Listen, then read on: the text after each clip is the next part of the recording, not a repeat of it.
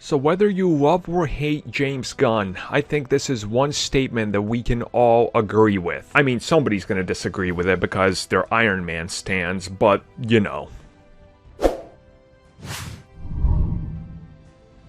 When asked about the future of the MCU, about resurrecting dead stories, characters, and going in different directions, James Gunn opened up a little bit about the impact of deaths of characters in the MCU and generally in the comics and films, if you will. And he specifically decided to focus on the theories and all the buzz out there that characters like Yondu or Tony Stark could come back, and he said that it's cheap storytelling to bring them back, and that also they shouldn't be milked to death, because if you're looking at a character's death, that should be something impactful, but you also have to move past that and not make every single point of the future base around that. Now, I 100% agree with this. Certain characters do have to be more impacted than other characters when it comes to a certain character's death. Like, for example, when we get to see Star-Lord again, he's still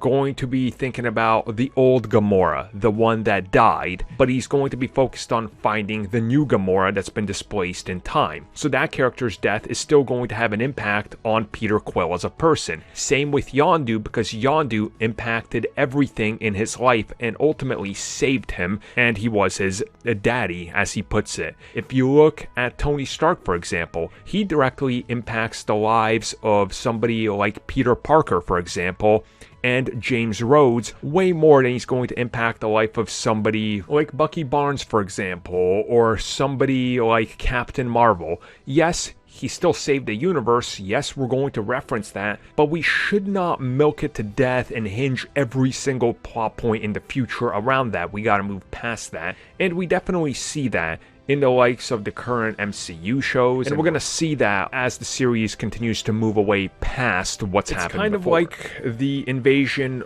of New York by aliens, by the Chitauri, and by Loki. That had to be referenced for a while because that changed the fundamental understanding of the universe for everyday people living in that universe, because suddenly aliens were real. So you go to some of the other Marvel shows and they're like, oh, the incident, the thing that happened. They have to talk about it because it changed everything. Obviously, they're going to talk about what happened in Avengers Infinity War and Endgame, but it's not going to become a point where everything hinges on it. And I like that because we need to move past that. It's about the future.